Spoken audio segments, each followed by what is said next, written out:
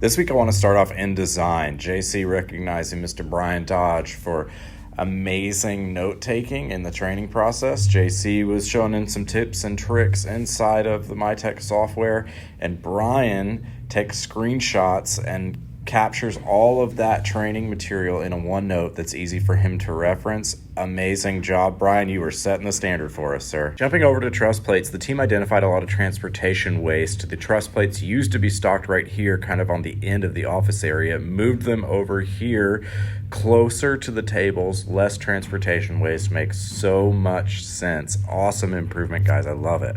Over at splicing and floor trusses, watching continuous improvement happen. So we had that tablet that had access to MVP, the software that runs the plant. Instead of having paperwork printed out, we had that on the tablet, but you're still messing with the tablet. You can lose it, you can break it, you're fumbling with it, having to move it around. So it was originally this paper, moved to the tablet. Now they've got a touch screen, a monitor that's fixed right there at the station, right where you're working. It's a touch screen, so you've got the easy functionality there. I love seeing continuous improvement happen, and this all happened in the course of just a couple weeks. Really, really cool stuff. Great job, Floor Truss team. Also in floor trusses at the build table, we've added a mouse. So the table leads on this side of the table. The TV that shows the profile that you're building is on the wall opposite him, and instead of having the back plater have access to that computer and be able to manipulate MVP, it makes more sense for that to be the table lead's role, so moved it to his side of the table, got a mouse for him to do that. Great improvement. So Lance deserves a ton of credit for this. I know Colin, maybe Omar, I'm not sure who else I'm missing, but this live deck forever was open. There was no roof over it, and that left the saw and the operator pretty exposed to the weather. Not great in either case, especially for the operator in cold and wet conditions. Just a rough spot to be. Should have done this years and years ago, but got a roof built over this. So much better protection for the operator and the saw and the material sitting on the live deck. Just a win all the way around. It looks awesome. Thank you everyone involved for getting that done.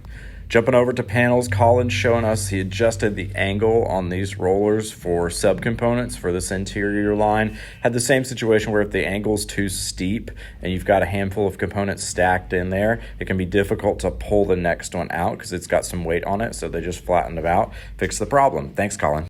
Corey showing us a good example of use your head, not your wallet here at the exterior opening station. If you don't have a sill at the bottom of an opening, the 2x4, 2x6 can slip between those rollers and it not roll down.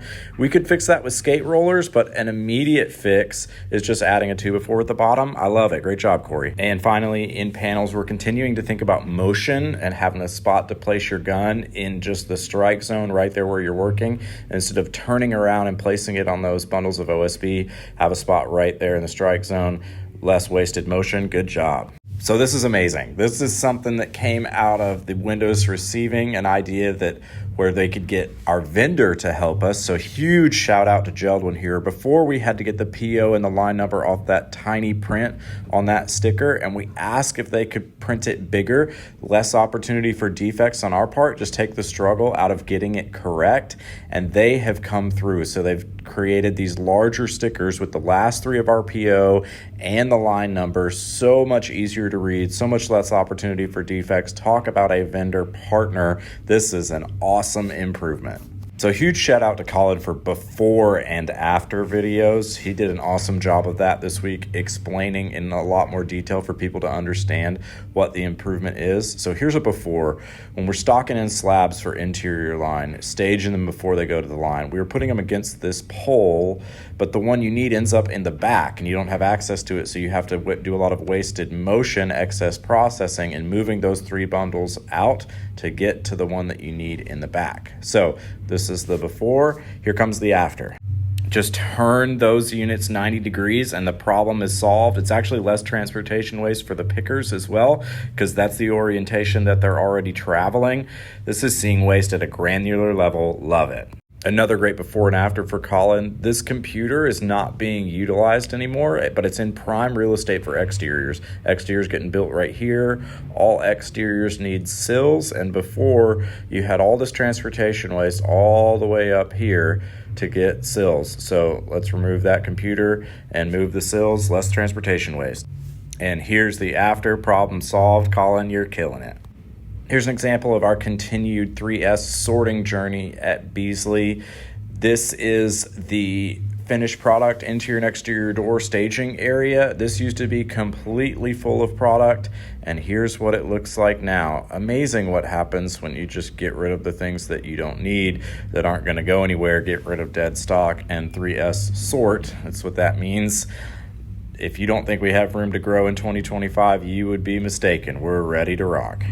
Francisco added stops at the Magnum for when we do 10-foot doors. It doesn't come up hugely often, but when it does, we don't want to have a defect. So added stops for 10-foot doors. So there's an easy standard to hit there. Great job, Francisco. Colin making all of our glues and caulks very visual, easy to see what you have. Used to, all of that stuff and more was just piled into one area, like one or two shelves. You couldn't see what you had to sort through it to even find if you had what you needed. Now it's all very visually laid out, which is a wonderful improvement. You can just easily walk over and grab what you need and keep value added processes going. Thank you, Colin. There's another week. Great job, everybody. I want to, again, just highlight, Colin, the before and after. A lot of times your teammates don't have the context you do for what the improvement is, why it matters, even what's going on at that station. So a quick before and after in the signal thread will just help everybody understand the value and the genius of the improvement of what you come up with. So if you would, before and afters, but awesome improvements this week. Let's keep it going.